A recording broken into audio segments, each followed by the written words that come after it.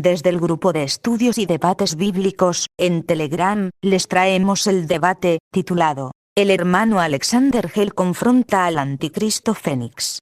Los israelitas tienen que convertirse a Cristo. Recuento profético hasta el juicio final. Gracias y paz a todos los hermanos. Por aquí Alexander Hell. Bueno, vamos a continuar con el tema que ha traído aquí un participante llamado Fénix. Fénix predica lo siguiente. Él predica que los israelitas no necesitan solamente de la persona de Jesús para poder ser salvos, sino que un israelita debe convertirse a Jesucristo, pero necesita de la ley para poder ser salvo. Eso es literalmente lo que predica Fénix. Y también dice que los gentiles, los gentiles sí, solamente con Jesucristo les basta, pero no así los israelitas. Los israelitas tienen que tener a Cristo y tienen que tener la ley para poder ser salvos, mientras que los gentiles no. Los gentiles simplemente necesitan a Jesús y con eso está bien. Eso es más o menos lo que predica este sujeto llamado Fénix, lo cual evidentemente es una mentira garrafal, tanto para judíos o israelitas como también para gentiles. Jesucristo, la persona de Jesús y el pago que él hizo con su sangre es más que suficiente para obtener la salvación, tanto para Israel como también para los gentiles. Ni los israelitas convertidos a Cristo, ni tampoco los gentiles, ninguno de los dos grupos necesita la ley de Moisés para poder ser salvos. Con la persona de Jesús es más que suficiente, y eso yo se lo voy a demostrar.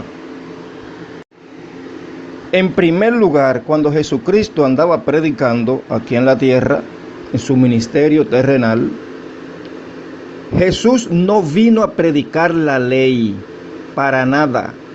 Él vino a predicar la salvación, el evangelio a través de su persona, porque el evangelio está centrado únicamente alrededor de la persona de Jesús. El evangelio no tiene nada que ver con la ley de Moisés, sino con la persona de Jesús, que la salvación ahora es por la persona de Jesús y no por la ley. Entonces Jesús no vino a predicar la ley, sino que vino a predicar el arrepentimiento y el perdón de pecados por su persona, la gracia de Dios a través de Jesucristo. Juan 7, verso 37 dice: y en el último día, el gran día de la fiesta, Jesús puesto en pie exclamó a gran voz y dijo: si alguno tiene sed, que venga a mí y beba. El que cree en mí, como ha dicho las Escrituras, de lo profundo de su ser brotará ríos de agua viva. Fíjense que las palabras de Jesús está diciendo literalmente que es su persona, la de él, a lo que los israelitas tienen que ir. Porque en ese momento Jesús estaba predicando ¿a quién? Era a Israel.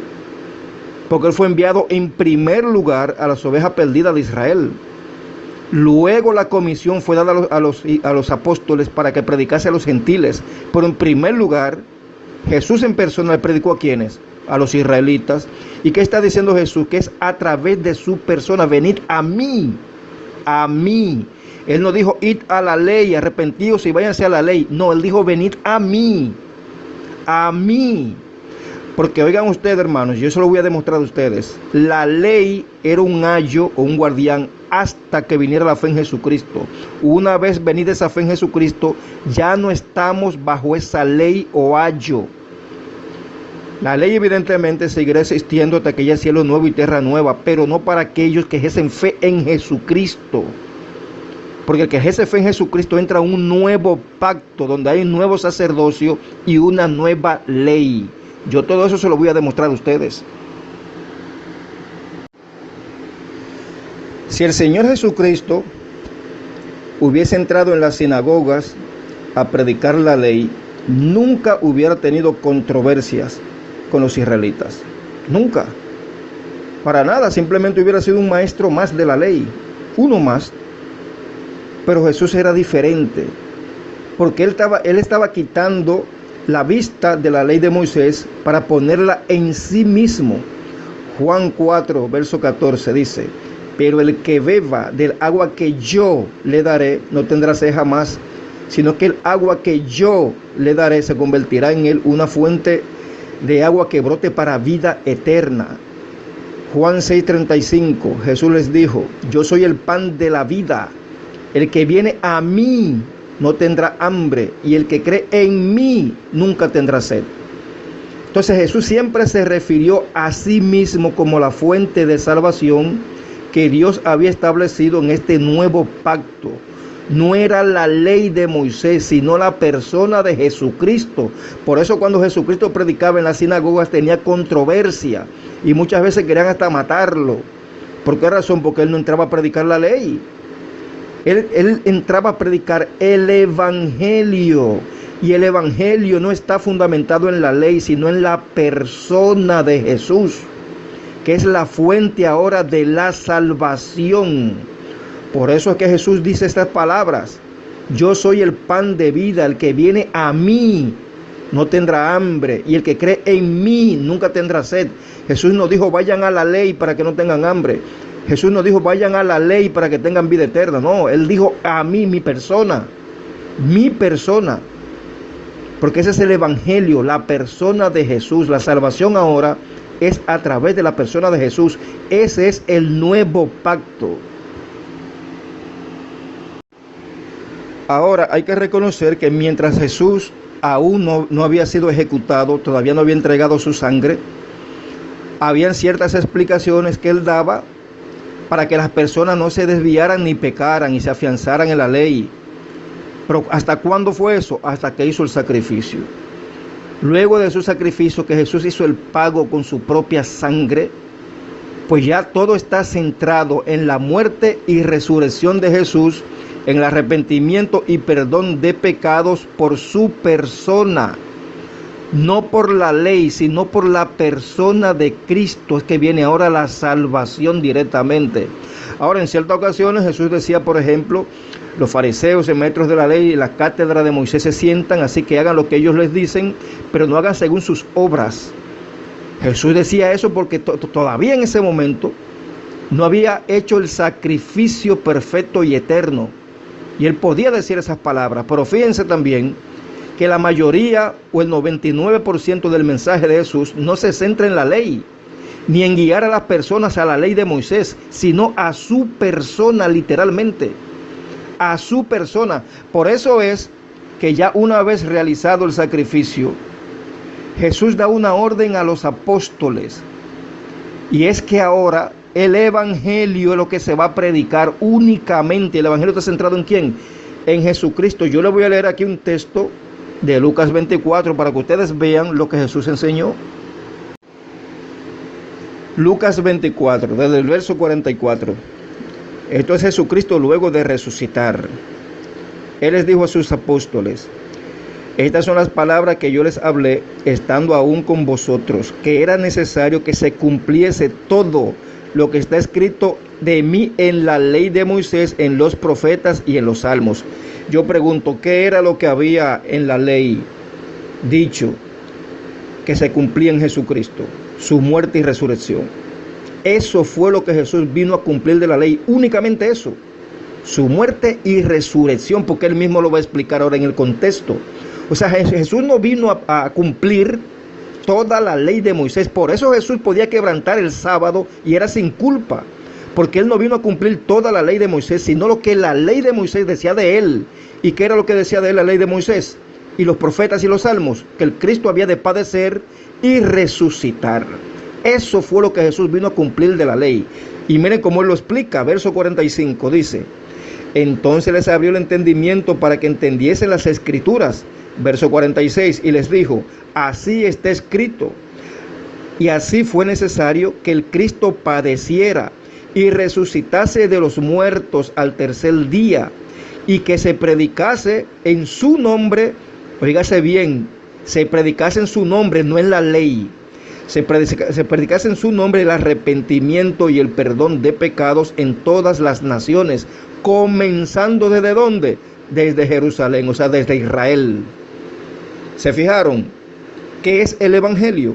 ¿Y en qué está centrado el Evangelio? En la persona de Jesús. ¿Y cuál es el mensaje? Que Jesucristo murió y resucitó.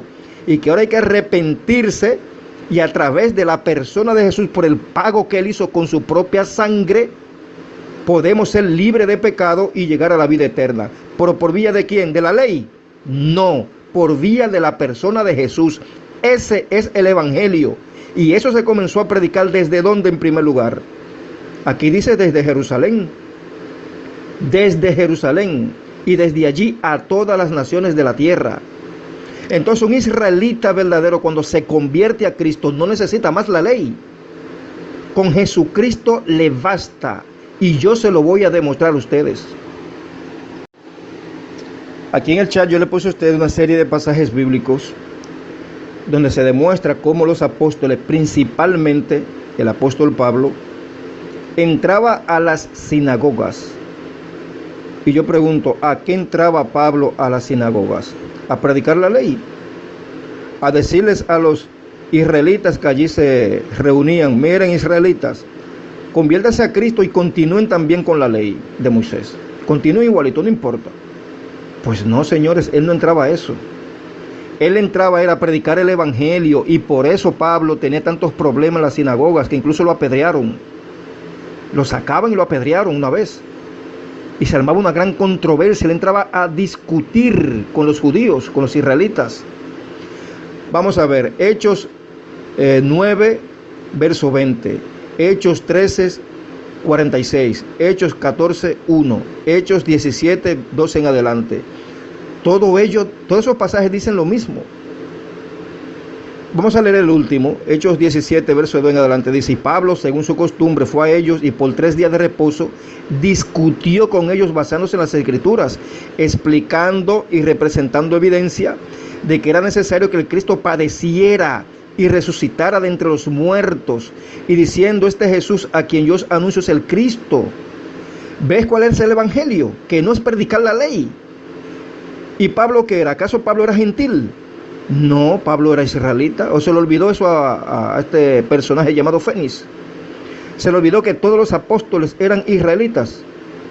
Porque yo en el Nuevo Testamento no he encontrado un solo apóstol que sea gentil. Todos eran israelitas. Todos predicaban lo mismo. Todos habían dejado la ley de Moisés y se habían vuelto a Cristo. Todos. Los apóstoles, todos. Entonces miren aquí cómo el apóstol Pablo, ¿qué es lo que enseñaba en las sinagogas? Que el Cristo murió y resucitó, y que ahora el arrepentimiento y el perdón de pecados a través de su persona y no por la ley. Porque eso fue el primer mensaje también del apóstol Pedro en Hechos capítulo 2, cuando le predicó a esas personas el día de Pentecostés: arrepentíos y bautícese cada uno de ustedes en el nombre de Jesucristo y recibiréis el perdón de pecados. ¿Cómo van a recibir el perdón de pecados? ¿Por la ley? No, por la persona de Jesús. Eso era también lo que predicaba Pedro, que era un apóstol y era israelita. Entonces vimos que en Lucas 24, la orden que recibieron los apóstoles, que eran israelitas, todos los apóstoles, fue de ir y predicar el Evangelio. Y Jesús se lo dijo claro, que el Evangelio es predicar la muerte y resurrección de Jesucristo, el arrepentimiento y perdón de pecado por su persona, o sea, la persona de Jesús. Y vemos que cada vez que los apóstoles entraban a las sinagogas a predicar, era eso lo que predicaban, nunca predicaron la ley. Porque si hubieran entrado a predicar la ley y a guardar el sábado, nunca hubieran tenido problema con ningún israelita. Nunca hubieran armado controversia ni discusión. Pero ¿qué dice el apóstol Pablo en 1 Corintios 15, versos 3 al 4? Él dice: porque yo os entregué en primer lugar lo mismo que recibí, que Cristo murió por nuestros pecados conforme a las Escrituras, que fue sepultado y resucitó al tercer día conforme a las Escrituras. Eso es el Evangelio. El Evangelio no es decirle a la gente: vayan y sométanse a la ley de Moisés. No es decirle a otro israelita: vaya y sométanse a la ley. No, no es eso. Es explicarle, sea judíos o griegos, sea israelitas o gentiles, explicarle que la salvación es ahora a través de aquel que murió y resucitó, que debían de arrepentirse y aceptar a Jesucristo como su Salvador, Ahí no se está hablando de aceptar la ley, sino a Jesucristo, la persona de Jesús, que es lo que está rechazando Fénix. Por eso es un anticristo, y yo se lo digo en su propia cara. Entonces vamos a leer todo el contexto de Efesios 2, desde el 11 al 22. Y ustedes se darán cuenta en ese contexto lo que explica el apóstol Pablo, que había una pared intermedia que traía división entre judíos y gentiles, y que esa pared era la ley, y que esa pared Jesucristo la derribó para de los judíos y de los gentiles hacer ahora un nuevo pueblo, un solo pueblo. Derribó esa pared intermedia, y esa pared era la ley. Pues yo se lo voy a demostrar porque lo está diciendo aquí el apóstol Pablo. Lo voy a leer completo el contexto. Dice: por tanto, acordaos de que en otro tiempo vosotros los gentiles, en cuanto a la carne, erais llamados incircuncisión, por la llamada circuncisión hecha con mano en la carne. En aquel tiempo estabais sin Cristo, alejados de la ciudadanía de Israel y ajenos a los pactos de la promesa, sin esperanza y sin Dios en el mundo. Pero ahora, en Cristo Jesús, óigase bien, ¿en quién? En Cristo Jesús. Ahí no dice en la ley, sino en Cristo Jesús. Dice: vosotros que en otro tiempo estabais lejos, ahora habéis sido cercanos por la sangre de Cristo. Porque ese fue el pago. Jesús pagó con su sangre para comprar a los creyentes. Ahí no dice por la ley, sino por la sangre de Cristo. Verso 14. Porque Él es nuestra paz, que de ambos pueblos hizo uno. ¿Y cuáles son los ambos pueblos? Están los israelitas y están los gentiles. Eso es ambos pueblos.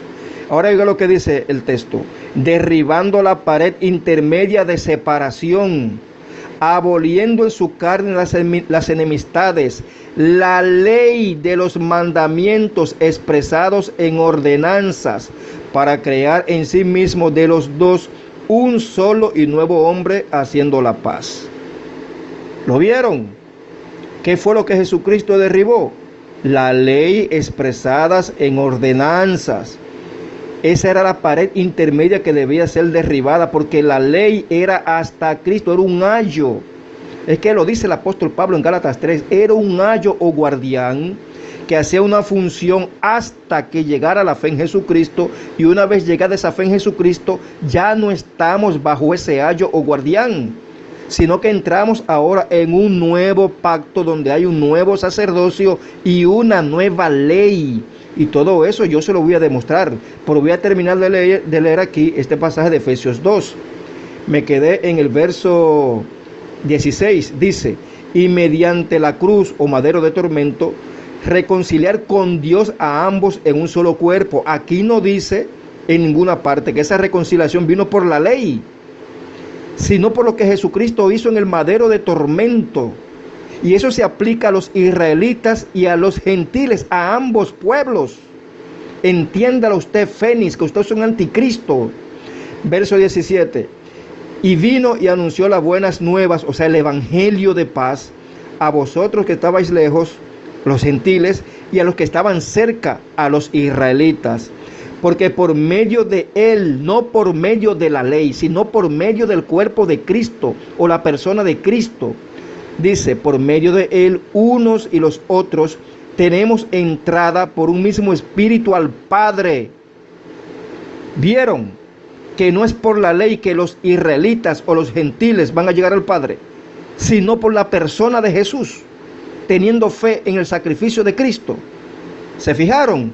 Por eso sigo diciendo que este Fénix, un anticristo, está rechazando ese sacrificio que Jesús hizo y no se lo está aplicando a los israelitas, sino que se lo quiere aplicar solamente a los gentiles.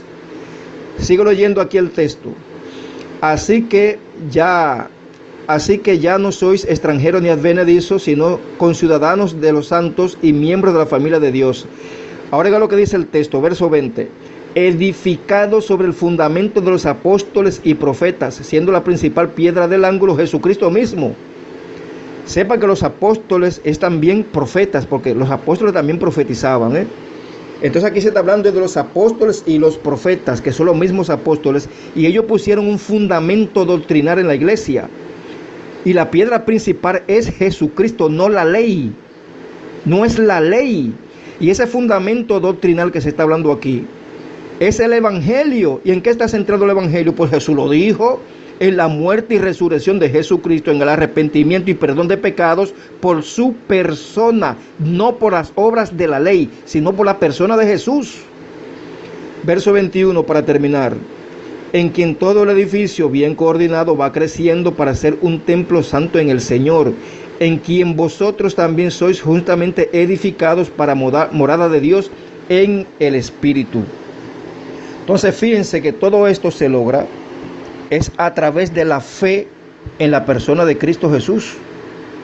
Porque ya la ley, que era un antiguo pacto, no tiene poder sobre aquellos que ahora entran en un nuevo pacto. Óigase bien, nuevo pacto. Es algo nuevo. No es un pacto antiguo renovado. No, es un nuevo pacto. ¿Por qué razón?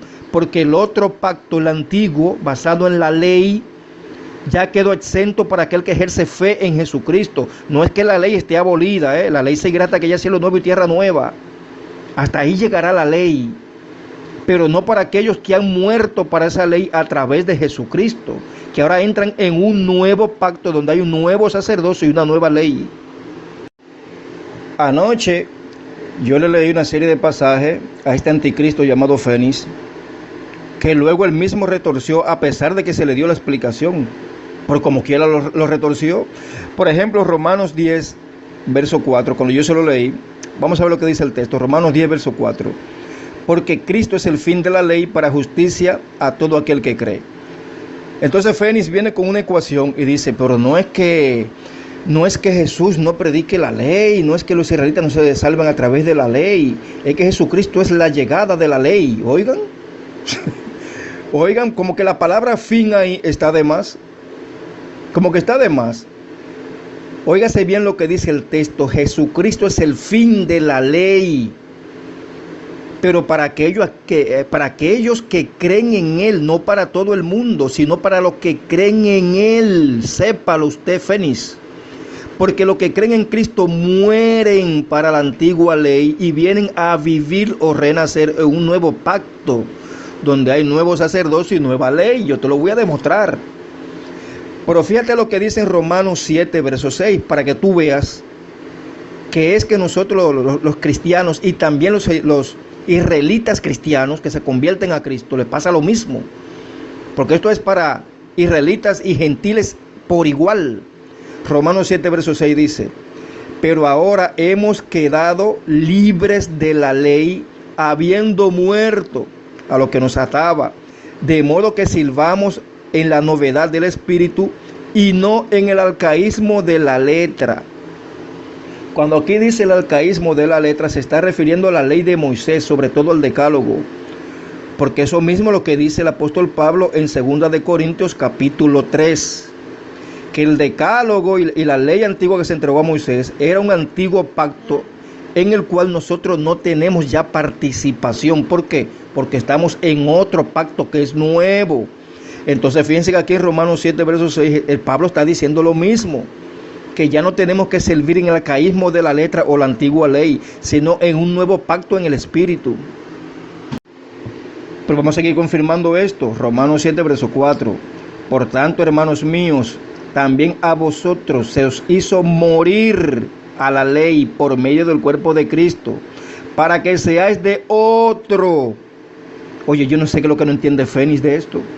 Para que seáis de otro, a aquel que resucitó de entre los muertos, a fin de que llevemos frutos para Dios. Ahí está. Ahí está. A nosotros, a través de la fe en Jesucristo, se nos hizo morir a la antigua ley. Y eso incluye a los israelitas que se convierten a Cristo. Se les hace morir a la antigua ley para que sean de otro. ¿Y quién es el otro? Jesucristo. La persona de Jesucristo y el Evangelio. Ese es el otro. Lo está diciendo literalmente aquí Romanos 7, verso 4. Ahora fíjense lo que dice en Hebreos 7, verso 12. Dice, porque cuando se cambia el sacerdocio, necesariamente ocurre también un cambio de ley. Entonces, con el sacrificio de Jesús hubo un cambio de sacerdocio, porque Jesucristo no era levita, Jesucristo era judío. Entonces, como Dios hizo un cambio de sacerdocio, también hizo un cambio de la ley. Ya no es la antigua ley con esos 613 preceptos, para nada. Ahora el cristiano tiene una ley y un nuevo sacerdocio. ¿Y cuál es esa única ley que debe de llevar los cristianos, tantos judíos como gentiles? Una sola ley, la ley del Cristo. La ley del Cristo, Gálatas 6, verso 2, llevad los unos las cargas de los otros y cumplid así la ley del Cristo. Llevad los unos las cargas de los otros y cumplid así la ley del Cristo. ¿Se fijaron que estamos en un nuevo pacto con una nueva ley y un nuevo sacerdocio? Entonces, ¿en qué consiste la ley del Cristo? Bueno, en el amor al prójimo. Y ese fue el pacto que Dios el Padre profetizó que iba a suceder desde el Antiguo Testamento, que iba a haber un nuevo pacto que Dios iba a escribir con el Espíritu en el corazón de las personas. No era que Dios iba a tomar el decálogo o iba a tomar 613 leyes y le iba a escribir en el corazón de la gente, no. Dios lo que hizo fue resumir toda la ley, todo lo resumió en un solo mandamiento. Y eso lo confirman los apóstoles del Nuevo Testamento. Romanos 13, vamos a leer desde el verso 8, dice: no debáis a nadie nada, sino que se amen unos a otros, porque el que ama a su prójimo ha cumplido la ley. Porque esto: no cometerás adulterio, no matarás, no hurtarás, no codiciarás, y cualquier otro mandamiento, en esta palabra se resume: amarás a tu prójimo como a ti mismo. Lo dice también en Gálatas 5, verso 14, porque toda la ley en una sola palabra se resume, en un solo precepto: amarás a tu prójimo como a ti mismo. Ahí está. Entonces, esta es la ley del Cristo, esta es la ley del nuevo pacto, donde hay un nuevo sacerdocio y un nuevo pacto, señores. Hay una nueva ley y es única, una sola ley: amar al prójimo como a sí mismo. Vamos a ver. El que ama al prójimo, ¿le va a mentir a su prójimo? ¿Le va a robar? ¿Le va a asesinar de forma injusta? Pues no va a hacer nada de eso contra su prójimo.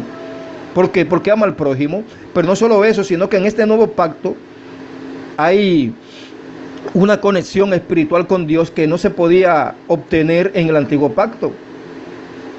Que es que Dios sella a la persona con su espíritu, lo sella, y ese espíritu permanece ahí, no se va, sino que permanece en el creyente. Y da como resultado lo que se llama los frutos del Espíritu. Ustedes pueden leer ahí en Gálatas 5, verso 22 al 23.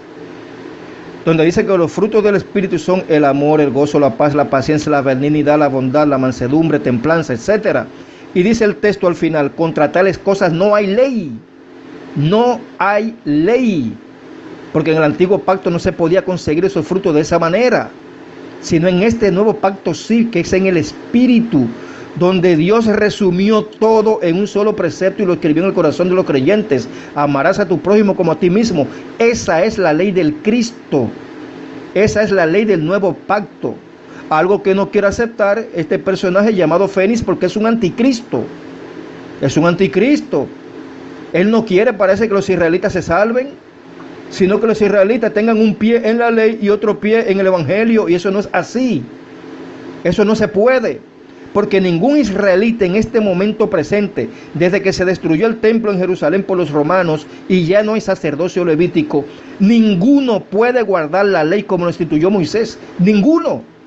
Y recuerden que la ley es un solo precepto. No se puede quitar nada. Tiene que ir todo incluido. Incluso eso va ligado a los sacrificios de animales para cubrir los pecados del pueblo. Entonces ningún israelita en tiempo moderno puede guardar toda la ley tampoco. No pueden. No pueden, y tampoco nadie se va a justificar ante Dios por la ley. Entonces este Fénix, predicando eso que él está predicando, lo que está es coartando o neutralizando la salvación a través de Jesús para los israelitas. Óigase bien, por eso este tipo es un anticristo literalmente. En el siglo I, cuando los apóstoles andaban predicando, todavía el templo en Jerusalén estaba en pie. El sacerdocio levítico todavía seguía funcionando. Por esa razón, muchos israelitas que se convertían tenían un pie en el Evangelio y un pie en la ley de Moisés. Porque era difícil para ellos desembarazarse de su cultura, de la ley. Era difícil para ellos. Pero ¿qué hizo Dios? Dios permitió que los romanos destruyeran todo eso. Destruyeran el templo, destruyeran el sacerdocio levítico, para que los israelitas obligatoriamente ahora tuvieran que elevar los ojos al cielo y fijarse en la persona de Jesús, porque es ahí donde está la salvación de ellos y de los gentiles, no en la ley, sino en la persona de Jesús. Y repito, hermanos, la ley seguirá funcionando hasta que haya cielo nuevo y tierra nueva. ¿Haciendo qué? Señalando lo que es pecado y condenando a muerte. Eso es lo único que hace la ley ahora mismo, no hace más nada. Señalar lo que es pecado y condenar a muerte quien infringe. Eso es lo que hace la ley. La ley no salva a nadie ahora mismo, a nadie. Y el que quiera cumplir toda la ley tiene que sacrificar animales también. Algo que los israelitas no pueden hacer ahora mismo, porque no hay templo ni sacerdocio levítico. Entonces la ley seguirá vigente haciendo una sola función: señalar lo que es pecado y condenar. No hace más nada la ley ahora mismo, más nada. Es lo único que hace. Ahora, la ley es buena, santa y justa, claro que sí. ¿Por qué? Porque te dice a ti lo que es pecado, te lo señala: mira, eso está mal, eso es pecado, no lo hagas. Pero te condena a muerte y se convierte en una maldición para quienes quieran guardarla. Y de esa maldición fue que nos libró Jesucristo, tanto a los judíos como también a los gentiles. Pero ¿qué sucede? Que Fénix predica que la salvación está bien solamente en la persona de Jesús para los gentiles, pero para los israelitas no. Para ellos no, dice Fénix, para ellos no. Para ellos está bien la persona de Jesús, pero también la ley, las dos cosas. Eso es mentira, eso es falso y eso es ser anticristiano. Muy bien, ahora veamos para quienes sigue funcionando la ley que señala lo que es pecado. Veamos para quienes, si es para aquellos que se convierten a Cristo o no. Vamos a ver qué dice el apóstol Pablo. 1 Timoteo 1, vamos a leer desde el verso 8 al 10. Dice: pero nosotros sabemos que la ley es buena. Y claro, Pablo lo dice también en el libro de los Romanos: la ley es buena, justa y santa. Dice: si uno la usa legítimamente. Verso 9, reconociendo esto, que la ley no ha sido instituida para el justo. ¿Vieron? La ley no ha sido instituida para el justo. Vamos a ver, ¿qué hizo Jesucristo en el madero con su sacrificio? Justificó a aquellos que creen en Él. Entonces los verdaderos cristianos, sean israelitas o gentiles, en un solo ser, en un solo cuerpo que se llama cristiano, ya está justificado ante Dios. Son justos por los méritos de Jesús. Entonces la ley no es para estos justos. Entonces veamos para quiénes es la ley. Dice: sino para los transgresores y rebeldes, para los impíos y pecadores, para los irreverentes y profanos, para los que matan al padre y a la madre, para los homicidas, para los inmorales, homosexuales, secuestradores, mentirosos, los que juran en falso, y para cualquier otra persona que es contraria a la sana doctrina. Fíjense el final, que la ley se aplica y destruye o condena a cualquier persona que sea contraria a la sana doctrina. Ahí se mete en ese grupo a Fénix, que está contrario a la verdadera doctrina del Evangelio. Entonces ahí se te aplica a ti la ley para que te destruya. Usted, Fénix, se te aplica la ley ahí. Pero sepa que la ley no es para nosotros los verdaderos cristianos. ¿Por qué razón? Porque nosotros hemos muerto a esa ley. Es que lo dicen los apóstoles. Hemos muerto a esa ley y vivimos en un nuevo pacto, en el Espíritu, con un nuevo sacerdote o sacerdocio que tiene una nueva ley, que es amar al prójimo como a sí mismo. Entonces, fíjense, hermanos, para quienes es que se aplica todavía la ley, la cual seguirá vigente hasta que haya cielo nuevo y tierra nueva. Hasta ahí va a llegar la ley. Ya cuando Dios haga cielo nuevo y tierra nueva, ya no va a existir la ley, sino que solamente va a permanecer el amor. Por eso en 1 Corintios 13 dice que el amor permanece para siempre.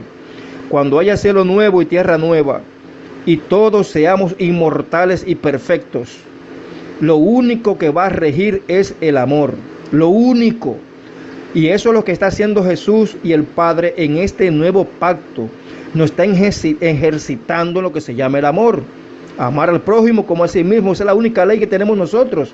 Y es la única ley que va a quedar vigente cuando haya cielo nuevo y tierra nueva. La ley del amor es la única que habrá. Entonces la ley seguirá vigente, la ley de Moisés, hasta que haya cielo nuevo y tierra nueva, haciendo la función de señalar lo que es pecado y condenando al pecador. Es lo único que va a hacer la ley hasta que llegue ese momento, lo único. Pero nosotros, los verdaderos cristianos, tanto judíos como gentiles, han muerto para aquella antigua ley y vive en un nuevo pacto. O sea, que aquella antigua ley no puede acusar a aquellos que ahora ejercen fe en Jesucristo. Bueno, aquí Fénix cita un pasaje de Miqueas 4, verso 1 al 2, donde se habla de lo que va a suceder en los postreros días. Pero sepan ustedes que este pasaje se está refiriendo al milenio. Al milenio. En el milenio se va a restaurar la ley de Moisés. En el milenio, aquí en la tierra. Porque Jesucristo va a descender literalmente a la tierra y aquí se va a quedar por 1000 años reinando desde Jerusalén en el trono de David su padre, aquí en la tierra literalmente.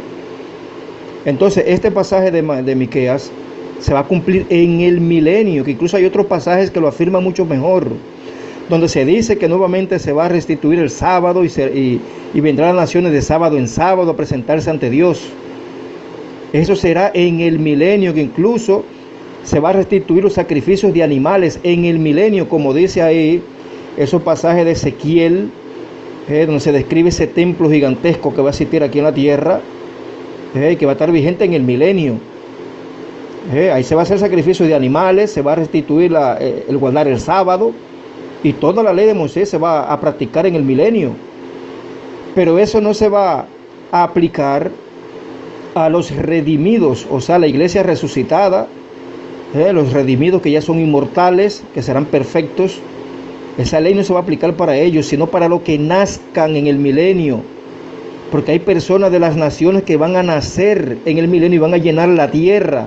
Por eso es que después del milenio, cuando Satanás salga de su prisión, ya la tierra está llena de gente y él sale nuevamente a engañar a las naciones.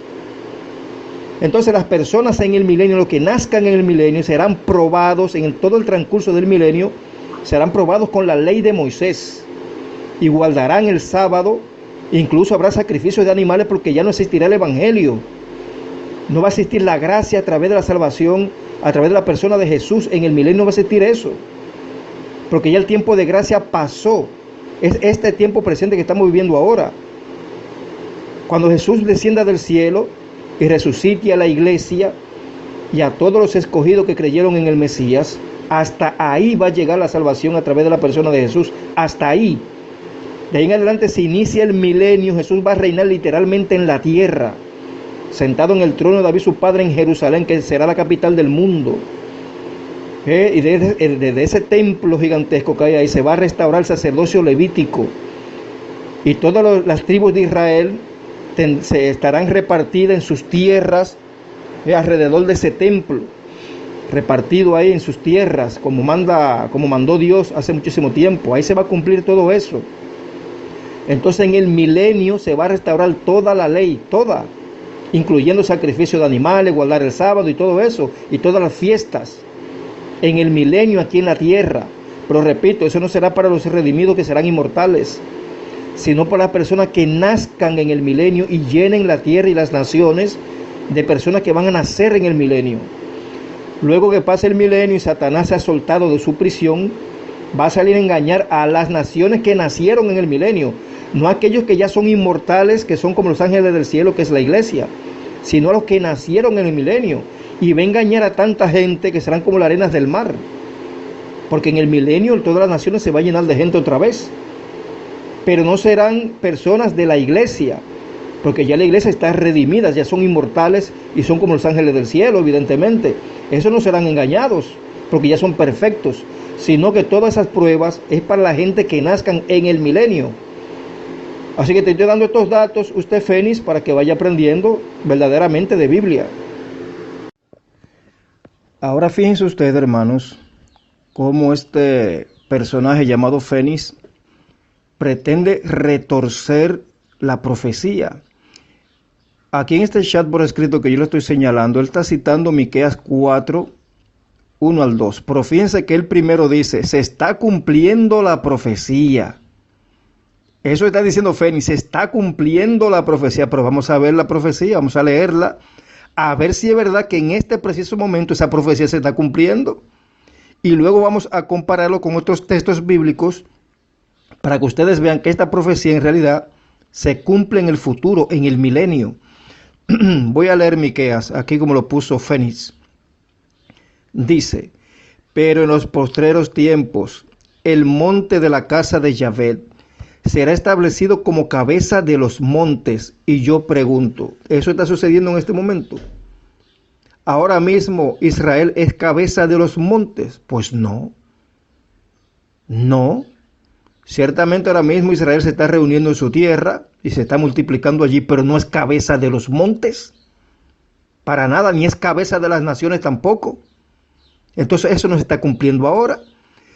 Dice el texto, y exaltado sobre todos los collados, y a él correrán todos los pueblos. Y yo pregunto, ¿todos los pueblos están corriendo a Israel? Tampoco. Pues no, porque no es cabeza de las naciones ahora mismo.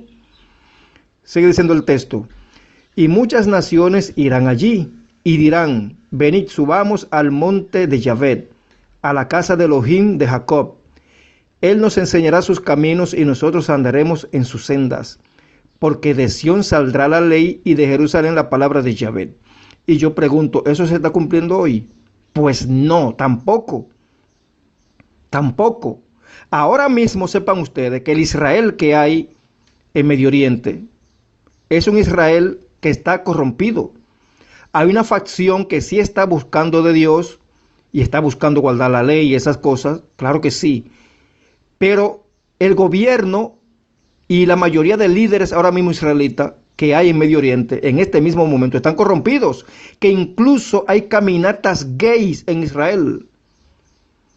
Y frente a la Corte de Justicia de Israel está la pirámide, un monumento gigantesco ahí, la pirámide con el ojo que todo lo ve, la pirámide Illuminati, está ahí ese monumento frente a la Corte Suprema de Israel, dando a demostrar que quienes gobiernan ahí ahora mismo son los Rothschild, que son satanistas. Pero Dios está permitiendo eso, claro que sí, mientras el pueblo de Israel se va reuniendo y multiplicando ahora mismo en su tierra.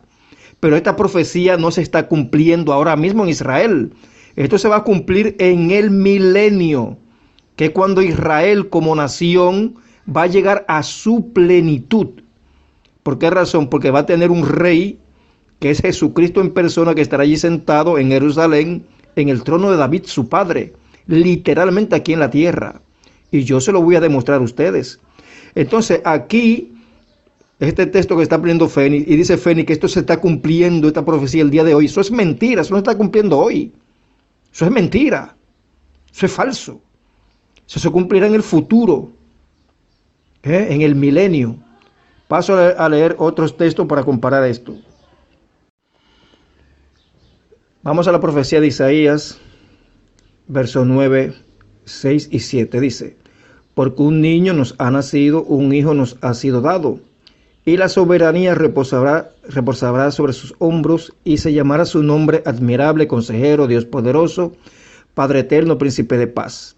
El aumento de su soberanía y de la paz no tendrá fin. Oiga lo que dice ahora, sobre el trono de David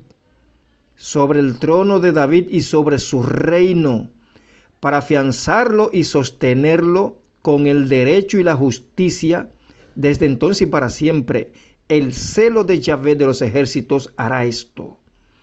Yo le pregunto a ustedes, hermanos, ¿dónde está el trono de David? ¿Dónde estuvo? ¿En el cielo o en la tierra? Que alguien me responda. ¿Dónde estuvo el trono de David? ¿En el cielo o en la tierra? Pues evidentemente en la tierra. Ahora fíjense lo que dice Jesús en Mateo 25, verso 31 al 46. Dice, cuando el Hijo del Hombre, o sea, cuando Jesús venga en su segunda venida, en su gloria, y todos los ángeles con él, entonces, oiga, ¿cuándo? Porque eso no está sucediendo ahora mismo. Entonces se sentará en su trono de gloria y serán reunidos delante de él todas las naciones y apartará a los unos de los otros como aparta el pastor las ovejas de los cabritos. Entonces, Señor, lo que está diciendo la profecía y el contexto es que en el futuro, cuando Jesús venga del cielo otra vez por segunda vez, entonces recibirá el trono de David su padre y se sentará en él. Porque ahora mismo Jesús no está sentado en ese trono de David su padre. Porque el trono de David nunca estuvo en el cielo, siempre estuvo en la tierra. Entonces Jesús, cuando venga en gloria a restaurar el mundo, que va a regenerar este mundo en el milenio, un reinado de 1000 años, ahí se va a sentar Jesús en ese trono de David su padre en la ciudad de Jerusalén. Literalmente en esta tierra. Pero ya no habrá salvación por gracia a través de la persona de Jesús, sino que se va a restituir toda la ley de Moisés, incluyendo los sacrificios de animales. ¿Para quiénes? Para las personas que van a nacer en el milenio, que es una nueva generación que Dios va a poner a prueba. Pero la iglesia redimida, la iglesia resucitada y aquellos que fueron transformados en un abrir y cerrar de ojos, de seres mortales a seres inmortales cuando Jesús regrese por segunda vez, esos serán perfectos, serán inmortales, serán como los ángeles del cielo. Para eso no se va a aplicar la ley de Moisés, sino solamente para aquellos que nazcan en el milenio, que es una nueva generación, repito, que Dios va a hacer nacer en esa temporada y serán probados con la ley de Moisés, con sacrificio de animales y tendrán que guardar el sábado. Y la tierra se va a repoblar de esa generación. Fíjense lo que dice en Isaías 65, verso 20. Eso refiriéndose a esa temporada del milenio. Dice, allí no habrá niños que muera a los pocos días, ni ancianos que no completen su vida. Morir a los 100 años será morir joven, y no llegar a los 100 años será una maldición. Fíjense que en el milenio va a haber vida y muerte. ¿Pero para quiénes? Para aquella generación que va a nacer en el milenio. Para ellos. No para los redimidos que ya son inmortales, sino para aquellos que van a nacer en el milenio. Va a haber un proceso de vida y muerte. Pero estas personas serán como, tendrán una vida neutral, una vida como la de Adán cuando fue creado, que es una vida neutra, una vida perfecta, biológicamente perfecta, que solamente puede llegar a morir si peca. Así era Adán, porque el pecado entró al mundo, la muerte entró en el mundo fue luego del pecado. Antes de Adán pecar no había muerte en el mundo. La muerte entró luego que Adán pecó. Entonces así será la gente en el milenio. Serán personas que pueden vivir miles de años, 1000 años completos, si no pecan. O sea, si no cometen un pecado grave en contra de la ley, podrán pasar el milenio vivos. No tendrán que morir. Ahora, si pecan, aún pecan ellos teniendo 100 años de edad, morirán como si fueran jóvenes, pero morirán por causa del pecado en el milenio. Pero fíjense otra cosa en el milenio. Isaías 66, verso 23, dice, y sucederá que de luna nueva en luna nueva y día de reposo en día de reposo, toda persona vendrá a postrarse delante de mí, dice Yahvé. Eso sucederá en el milenio. Se va a restituir las fiestas, se va a restituir el guardar el sábado, y toda persona que nazca en el milenio tendrá que someterse a la ley de Moisés. En el milenio, donde el rey será Jesucristo. literalmente, más otros reyes que Jesús tendrá ahí, como los apóstoles, y como muchos redimidos, unos serán reyes y otros sacerdotes. Habrá un templo gigantesco, ese templo que se describe en Ezequiel capítulo 40 hasta el capítulo 47, un templo gigantesco que hay ahí, se describe ahí, estará vigente en el milenio y se va a restituir el sacerdocio levítico.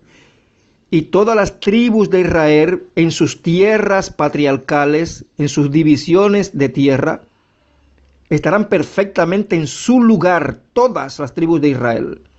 Porque los tribus de Israel se van a multiplicar en el milenio, van a nacer muchas personas israelitas en el milenio, como también personas de otras naciones, pero todo el mundo estará regido por la ley entregada a Moisés. Todo el mundo, en el milenio. Ahí no va a haber salvación por gracia a través de Jesucristo. Para nada. Los que nazcan en el milenio serán probados con la ley de Moisés. La temporada de gracia a través de la persona de Jesús es la que estamos viviendo ahora mismo. Esta es la que estamos viviendo ahora mismo.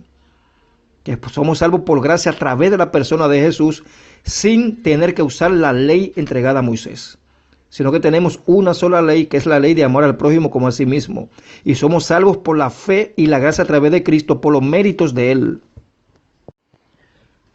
Fíjense en esta profecía de Zacarías 14, verso 16 al 18, que se cumple en el milenio. Luego de la batalla de Armagedón, dice, y sucederá que todo sobreviviente de todas las naciones que fueron contra Jerusalén subirán de año en año para adorar al rey Yahvé de los ejércitos y para celebrar la fiesta de los tabernáculos. Y sucederá que los de las familias de la tierra, o sea, de las naciones, que no suban a Jerusalén para adorar al rey Yahvé de los ejércitos, no recibirán lluvia sobre ellos, y si la familia de Egipto no sube ni viene, entonces sobre ellos no habrá lluvia. Será la plaga con la cual Yahvé herirá a las naciones que no suban a celebrar la fiesta de los tabernáculos. Fíjense que aquí se está hablando de una profecía que nunca se ha cumplido. Se va a cumplir en el futuro, en el milenio. Aquí se habla de los sobrevivientes de la batalla de Armagedón. Sabe que la bestia y todos sus reyes aliados va a subir en contra de Jerusalén para destruir todo. Hacer guerra contra Jesucristo, el cual va a descender sobre el monte de los olivos, y el monte de los olivos se va a partir por la mitad. Y Jesús en persona, con una espada que le sale de la boca, le va a hacer la guerra a la bestia y a su ejército en Jerusalén, en toda esa área del Medio Oriente, en el área de Megido, que por eso se llama la batalla de Almegido o Almagedón. Entonces, de esa batalla, los sobrevivientes de las naciones que sobrevivan, que son las que se van luego a multiplicar en la tierra, en el milenio, van a tener hijos que no serán inmortales, como los de la iglesia, que sí serán inmortales, aunque los de la iglesia ni se casan ni se darán en casamiento, o sea, no tendrán hijos ni descendientes, porque ya son como los ángeles del cielo, son inmortales. Los que van a tener hijos y se multiplicarán en el milenio son estos sobrevivientes de las naciones que van a sobrevivir el Armagedón y van a repoblar todas las naciones de la tierra. Pero estas naciones que sobrevivan tendrán que someterse al reinado de Jesucristo en el milenio y a la ley de Moisés. Tendrán que someterse y tendrán que guardar el sábado y las fiestas y tendrán que sacrificar animales para cubrir sus pecados en el milenio, porque en el milenio, repito, no va a haber salvación por gracia a través de Jesucristo. Esa salvación por gracia a través de Jesucristo va a cesar inmediatamente Jesús descienda del cielo por segunda vez. Fíjense ustedes la profecía que el ángel le dio a María cuando ésta todavía era virgen. Lucas 1:31. Dice el ángel, he aquí, o sea, le dijo a María el ángel, he aquí, concebirás en tu seno y darás a luz un hijo y le pondrás por nombre Jesús. Este será grande y será llamado Hijo del Altísimo. Ahora oiga lo que dice la profecía. Y el Señor Dios, o sea, el Padre Celestial, le dará el trono de su padre David y reinará sobre la casa de Israel o Jacob para siempre, y su reino no tendrá fin. ¿Se fijaron? Esa es una profecía que aún no se ha cumplido. Eso se va a cumplir cuando Jesús literalmente descienda del cielo por segunda vez a destruir a todas las naciones enemigas que se unieron a la bestia en esos 3 años y medio del gobierno de la bestia. Es en la batalla de Armagedón. Jesús los va a destruir a todos, y a la bestia y el falso profeta lo va a echar literalmente a un lago de fuego, y a todo el resto de ese ejército en Armagedón Jesús lo va a destruir con la espada que le sale de la boca. Entonces se cumple esa profecía de Mateo 25 y también esta de Lucas 31. Es cuando Jesús se siente en su trono de gloria. ¿Dónde? En Jerusalén. Porque en el milenio, cuando se inicia el milenio, Jerusalén será la capital del mundo en todo el transcurso del milenio. Y la iglesia de Jesucristo y todos los israelitas del Antiguo Testamento, aquellos que creían en el futuro Mesías, todos ellos serán resucitados y serán inmortales. Inmortales. Serán personas perfectas con cuerpos como los ángeles del cielo. Serán seres espirituales. Por ello ellos no tendrán hijos, no se casan ni se darán en casamiento. Entonces lo que van a repoblar la tierra son los sobrevivientes de las naciones en la batalla de Armagedón. Aquellos que serán como ovejas, que estarán a la derecha de Jesús. Mientras que otras naciones serán como cabras, que estarán a su izquierda y Jesús lo va a destruir. Sin embargo, las naciones que están a la derecha, Jesús les permite la entrada en el milenio para que vivan. Y esas naciones son las que se van a reproducir. Esas personas van a repoblar el mundo. Y como no va a haber ataques de Satanás, porque Satanás en el milenio estará preso en la prisión del abismo, no podrá tentar a nadie ni engañar a las naciones, pues cada persona que nazca en el milenio será responsable de su propio pecado. Y por eso se va a establecer la ley de Moisés en todo el transcurso del milenio. Por eso cuando termine el milenio y Satanás se ha soltado de su prisión, ya la tierra estará llena de gente. Gente que el diablo va a engañar, a muchos de ellos los va a engañar. Como dice la profecía de Apocalipsis 19, Apocalipsis 20. Que será el diablo, saldrá de su prisión a engañar a las naciones, porque las naciones estarán llenas de gente otra vez en el transcurso del milenio. Pero en el milenio en sí, en el transcurso del milenio habrá vida y muerte. Las personas que nazcan ahí, habrá vida y muerte, cada quien será responsable de su pecado. El que peque deliberadamente será ejecutado o morirá simplemente. Ahora, el que no peque puede pasar el milenio entero sin morirse. Pero también va a haber sacrificio de animales que va a cubrir los pecados leves, como sucedía en el Antiguo Testamento. Que la sangre de esos animalitos cubría los pecados por un año. Y en cada año pues hacía ese sacrificio para cubrir los pecados del pueblo. Eso va a suceder en el milenio. Entonces este tipo de profecía que está citando aquí Fénix, eso no se aplica para el tiempo presente de hoy. Eso se aplica para el milenio, que es donde Israel va a estar en su máximo apogeo, donde todas las tribus estarán en su justo lugar, llenando todos sus territorios y teniendo como rey directamente y literalmente desde Jerusalén al mismo Señor Jesucristo en persona. Ahora fíjense ustedes, hermanos, en esta tremenda profecía de Ezequiel 37. En Ezequiel 37, versos 24 al 26. Aquí Jesucristo es tipificado con el nombre David. Sepan que el nombre David significa amado de Dios. Dice, mi siervo David, o sea, en el futuro, cuando venga el milenio, que Jesús descienda del cielo, dice, mi siervo David será rey sobre ellos, y todos ellos tendrán un solo pastor, andarán en mis ordenanzas y guardarán mis estatutos y los cumplirán. Ahí se está hablando de la ley de Moisés. Y habitarán en la tierra que di a mi siervo Jacob, en el cual habitaron vuestros padres. En ella habitarán, tiempo futuro, ellos y sus hijos, y los hijos de sus hijos para siempre. O sea que muchos israelitas que sobrevivan a la batalla de Armagedón van a poder reproducirse en el milenio y van a llenar sus territorios.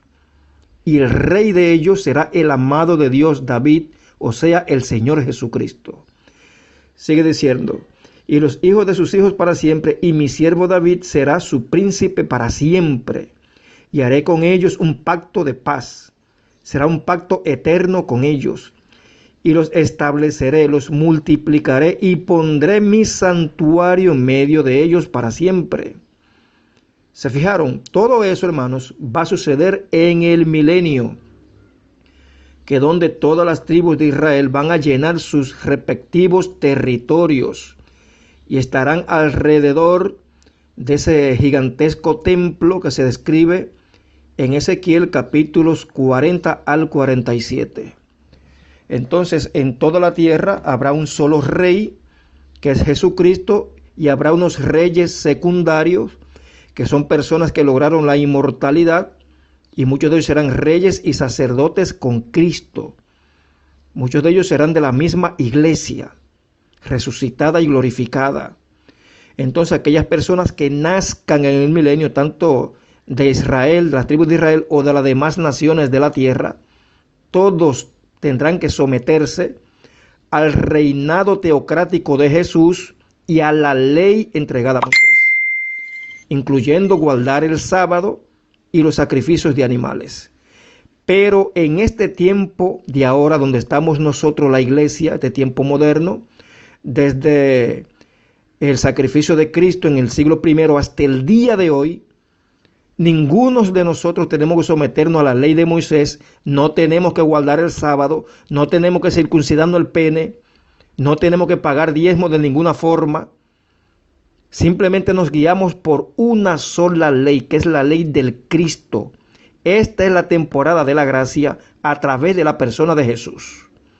Y esta temporada de la gracia va a caducar o terminar inmediatamente Jesucristo descienda del cielo y transforme en personas inmortales a su iglesia. Hasta ahí va a llegar esa temporada de la gracia. Luego de ahí, repito, cuando ya Jesús se siente en su trono de gloria y las naciones se han puesto a su derecha y a su izquierda, y destruya las cabras que están a su izquierda y deje pasar al milenio a las naciones que están a su derecha, que son como ovejas, esas naciones son las que se van a multiplicar y van a llenar la tierra, y sus hijos, que no serán inmortales, serán puestos a prueba en todo el transcurso del milenio usándose la ley de Moisés. Pero ¿qué va a suceder luego que concluya el milenio? Porque la profecía dice que el reinado de Cristo no tiene fin. O sea, el reinado de Cristo no se limita a 1000 años. Pues para nada. El milenio es simplemente una entrada a un reinado que es eterno. El milenio es simplemente los primeros 1000 años de un reinado eterno. Entonces, Dios lo que busca es en el milenio hacer levantar una generación nueva que van a nacer en el milenio y serán probados por la ley. En ese milenio, como dije anteriormente, Satanás estará preso en una prisión en el abismo y no podrá engañar a nadie. Pero ¿qué va a suceder luego del milenio, cuando concluya los 1000 años? Ya la tierra estará llena de gente que nacieron en el milenio, gentes que fueron probadas con la ley de Moisés, y Satanás saldrá de su prisión. Vamos a leer el texto aquí en Apocalipsis 20, vamos a leer del verso 7 en adelante.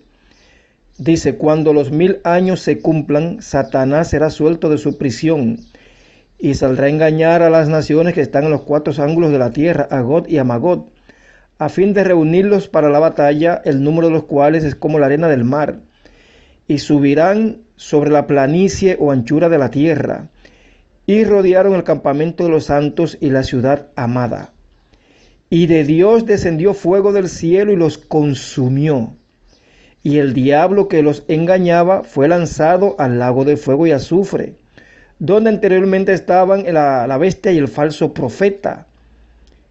Y serán atormentados día y noche por los siglos de los siglos. Ya esa parte no aparece en el texto original. Pero bueno, el asunto es que cuando terminen los 1000 años, la tierra estará llena de gente.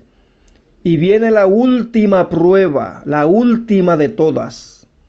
La última prueba que el diablo va a soltar a los humanos. La última, pues esa será la última revuelta. Y saldrá a engañar a esas naciones de personas que nacieron en el milenio. Y muchos de ellos serán engañados, muchos. No todos, sino muchos. Y son tantos como la arena del mar. Entonces el diablo reúne un gran ejército que va en contra de la ciudad amada, o sea, Jerusalén, donde está reinando Jesucristo. Pero ¿qué sucede? Que fuego desciende del cielo y los consume a todos. Y entonces el diablo es tomado literalmente y echado a un lago de fuego, donde anteriormente en el principio del milenio, en la batalla de Armagedón, fueron echados ahí la bestia y el falso profeta. Ahí fueron destruidos. Entonces luego del milenio, ahí también será destruido Satanás, sus ángeles y todos los impíos. Serán eliminados en ese lago de fuego. Esa es la última revuelta del diablo. La última. Ahora, luego de esa última revuelta y el diablo sea destruido para siempre, ¿qué va a suceder? Pues viene el juicio ante el gran trono blanco. El juicio, y también viene la segunda resurrección, porque recuerden que la primera resurrección sucedió 1000 años antes. La primera resurrección es cuando Jesucristo desciende del cielo y resucita a su iglesia. Esa es la primera resurrección. Entonces la iglesia se convierte en seres inmortales y gobiernan junto con Cristo en el milenio. Entonces luego del milenio, luego que Satanás se ha destruido en el lago de fuego, viene la segunda resurrección y viene el juicio final. Pero la iglesia no pasa por el juicio final porque ya la iglesia está glorificada. Entonces, ¿quiénes son los que pasan por el juicio final? Pues pasan aquellas personas que serán juzgadas de acuerdo a sus obras, de acuerdo a sus conciencias y sus obras. Vamos a leer el texto. Apocalipsis 20, vamos a leer desde el verso 11 en adelante. Dice: y vi un gran trono blanco y al que estaba sentado en él. Ese es el Dios Padre. De delante del cual huyeron la tierra y el cielo, y ningún lugar se encontró para ellos. Y vi a los muertos, grandes y pequeños, en pie ante Dios. Y los libros fueron abiertos, y otro libro fue abierto, el cual es el libro de la vida. Y fueron juzgados los muertos por las cosas que estaban escritas en los libros, según sus obras. Eso es lo que Jesucristo llamó la resurrección de justos y de injustos. Que es una resurrección donde todos los seres humanos que han muerto en el mundo, desde antes del diluvio hasta el día de hoy, todos serán levantados y serán juzgados como una especie de balanza. Serán como una especie de balanza, serán juzgados por sus obras. La iglesia no, la iglesia en la primera resurrección, cuando se inicia el milenio, cuando Jesucristo descienda del cielo, la iglesia no, la iglesia ya recibió su premio. La iglesia es glorificada porque ha sido salva por la fe en Jesucristo y ya recibió su recompensa, y todos los de la iglesia en la primera resurrección ya son seres inmortales, no pueden jamás morir. Por tanto, la iglesia y esos redimidos de la primera resurrección no van a pasar por el juicio ante el gran trono blanco para nada, sino que los que pasarán por el juicio ante el gran trono blanco son los sobrevivientes, o sea, las personas que nacieron en el milenio y no fueron engañadas por el diablo. La mayoría de ellos serán salvos, y también serán resucitados todas las personas que han vivido en el mundo, en toda la historia de la humanidad, y serán evaluados según sus obras, por el bien o el mal que hicieron. Si hicieron más bien que mal, claro que entrarán al reino de Dios. Pero los impíos y pecadores a lo sumo serán totalmente destruidos en un lago de fuego, que es la muerte segunda. ¿Y por qué la muerte segunda? Porque muchos se preguntarán, ¿y para qué Dios va a resucitar a los impíos? Para volverlo a destruir otra vez. Esa es una buena pregunta. Pero eso Jesús lo responde cuando dice: temed a aquel que puede destruir en cuerpo y almas a los condenados. Cuando Jesús dijo eso, lo que está diciendo es: el alma es ese centro de vida espiritual, y también el hálito de vida que Dios da. Es un código espiritual que cuando una persona muere, o sea, ese espíritu de vida o aliento de vida regresa a Dios que lo dio. Entonces lo que va a suceder en esa segunda resurrección, en ese juicio ante el gran trono blanco, es que esos impíos, cuando sean resucitados y sean condenados a la muerte segunda, Dios va a destruir ahí, es ahí que va a destruir ese aliento de vida que tiene el código de esa persona impía. Es ahí que lo va a destruir y no antes, es ahí que será eso enteramente eliminado en la muerte segunda. Y ese impío jamás podrá resucitar. Será destruido para siempre porque la paga del pecado es la muerte. Eso es lo que va a suceder, señores, después del milenio. Entonces la pregunta, ¿qué sucede luego del juicio final? Bueno, luego del juicio final, entonces Dios destruye este mundo, como se describe creo que en segunda de Pedro, donde todo queda como fundido, todo queda envuelto en fuego y es destruido por completo. Este mundo va a dejar de existir. Como lo dice aquí esta misma profecía de Apocalipsis 20. Que de delante de Dios huyeron el cielo y la tierra y no se halló más lugar para ellos, desapareció, porque va a ser destruido literalmente. Literalmente, ¿dónde estarán entonces todos los salvos y redimidos? Todos aquellos que son inmortales desde la primera resurrección hasta la segunda, estarán en el tercer cielo en ese momento. Porque el tercer cielo nunca será destruido, porque en ese lugar nunca hubo pecado. Entonces la tierra y este cielo azul que nosotros conocemos, que es la atmósfera de esta tierra, todo eso será destruido completamente. Literalmente, incluyendo el templo grandísimo que se describe en Ezequiel 40 al 47. Todo lo que hay en la tierra será destruido. Todo, no va a quedar nada.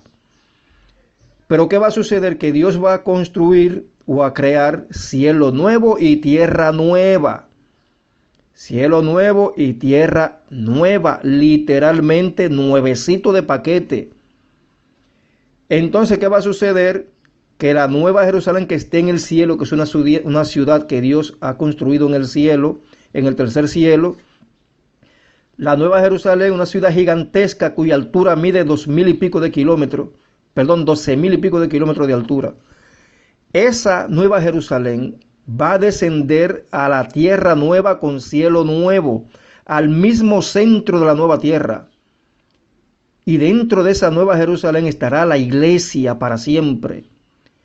Y otras naciones estarán alrededor, llenarán la tierra alrededor de la nueva Jerusalén. ¿Qué va a suceder? ¿Qué dice la Biblia? Yo le voy a poner aquí el texto, o mejor dicho, el capítulo completo de Apocalipsis 21, para que ustedes lo lean. Yo no se lo voy a leer, léanlo ustedes, porque es muy largo. Pero se lo voy a poner aquí en el chat. Muy bien, aquí le puse en el chat Apocalipsis 21. Ustedes entran al enlace y lo pueden leer ustedes mismos. Entonces, luego que Dios destruye esta tierra por completo y llega cielo nuevo y tierra nueva, ya no existirá la ley, porque Jesús lo profetizó, que la ley de Moisés iba a llegar únicamente hasta que hubiera cielo nuevo y tierra nueva. Entonces, ¿qué es lo que va a regir a los seres perfectos e inmortales? El amor. Porque el apóstol Pablo dice que el amor perdura para siempre. Y por eso la iglesia en este tiempo presente de la gracia se está ejercitando en un único mandamiento, que es amar al prójimo como a sí mismo. Y eso mismo va a suceder cuando Dios haga cielo nuevo y tierra nueva. Ese es el único mandamiento que habrá por toda la eternidad. Amar al prójimo como a sí mismo. No existirá la ley de Moisés de ahí en adelante. Como no existirá más llanto, ni clamor, ni dolor. Entonces no sé dónde cabe ahí la teoría absurda de tormentos eternos de un infierno. Porque eso no existe en la Biblia. Cuando haya cielo nuevo y tierra nueva, no existirá más llanto, ni clamor, ni dolor en ningún sitio de la nueva creación de Dios, que será eterna. El mar ya no existirá más. Satanás ya fue destruido hace rato, para nunca más levantarse. Entonces la idea absurda de tormentos eternos no sirve en la Biblia, no sirve. Porque la paga del pecado es la muerte. En realidad todos los impíos serán a una todos destruidos en el lago de fuego y nunca más volverán a existir. Entonces en la nueva creación de Dios, la que ya será eterna y por siempre, no habrá más llanto, ni clamor, ni dolor. Y todas las personas serán enteramente inmortales, no habrá más muerte. Entonces, hermanos, brevemente, de hecho, un resumen completo de todas estas profecías. Ahora, si usted cree que yo estoy errado en lo que estoy diciendo, tome la Biblia y en audio, venga y demuéstrelo. y hacemos un debate bíblico. Permítame aclarar algo en este audio, porque en este audio yo dije como que el alma es un centro espiritual que Dios va a destruir en la muerte segunda. Lo que yo quise en realidad decir es que el ser viviente completo, que es un alma viviente, es lo que Dios va a destruir en la muerte segunda. Y eso incluye ese aliento de vida que corresponde a esa persona impía que va a ser destruida. Recuerden que cuando las personas mueren, ese aliento de vida regresa a Dios que lo dio y la persona muere. Ese aliento de vida que regresa a Dios lleva ese código que representa a esa persona que murió siendo un impío. Es por eso que en la segunda resurrección, ya en el juicio final, cuando Dios resucite a justos e injustos, los impíos que serán resucitados serán nuevamente destruidos, por ahora de forma completa, en el sentido de que ese aliento de vida ya no va a regresar a Dios, sino que será destruido por completo. Esa persona jamás volverá a resucitar, nunca, sino que será borrado de todos los archivos espirituales. Será totalmente eliminado. Por eso Dios va a resucitar incluso a los impíos y lo va a destruir de esa forma en la muerte segunda. Eso fue lo que yo quise explicar en este audio que estoy señalando. O sea, yo no estoy diciendo que el alma sea algo espiritual, como un hombrecito espiritual. Para nada. El alma en realidad es el ser completo, el ser vivo completo. Eso es el alma. Simplemente quería aclarar eso. Bueno, aquí Edinson Romero hace una pregunta. Él pregunta: quisiera saber en qué consiste la doctrina que enseñan en este grupo. Bueno, Edinson, si tú te fijas en el nombre del grupo, dice Grupo de Estudios y Debates Bíblicos. Entonces, toda doctrina que sea plasmada en el chat de este grupo tiene que estar 100% apoyada por la Biblia. Aquí no se viene a debatir el catecismo, aquí no se viene a debatir el libro de Mormón, aquí no se viene a debatir atalayas o despertar de los testigos de Jehová, aquí no se viene a debatir el Corán, ni el Bhagavad Gita de los hindúes. No, aquí se hacen estudios y debates únicamente bíblicos. Entonces, repito, toda persona que ponga algo doctrinar en el chat de este grupo, esa doctrina será evaluada por todos los miembros del grupo para ver si las cosas son así. Por eso es que aquí se hacen debates bíblicos, porque este grupo está abierto a cualquier tipo de persona que entre, que tenga el nombre o el título de cristiano. Y ya sabemos que en el mundo hay montones de denominaciones y creencias. Entonces, toda doctrina aquí es evaluada por todos los miembros del grupo, incluyendo los administradores, para ver si lo que se está diciendo es así. Se evalúa de forma bíblica y por eso también se hacen debates bíblicos aquí. Hasta aquí el estudio de hoy. Los invitamos, muy cordialmente, a unirse a esta congregación cibernética, en Telegram, buscando el siguiente nombre: Grupo de Estudios y Debates Bíblicos. También, les cedemos el permiso de compartir libremente todos nuestros estudios, siempre y cuando no les quiten ni le añadan nada. Gracia y paz para todos ustedes.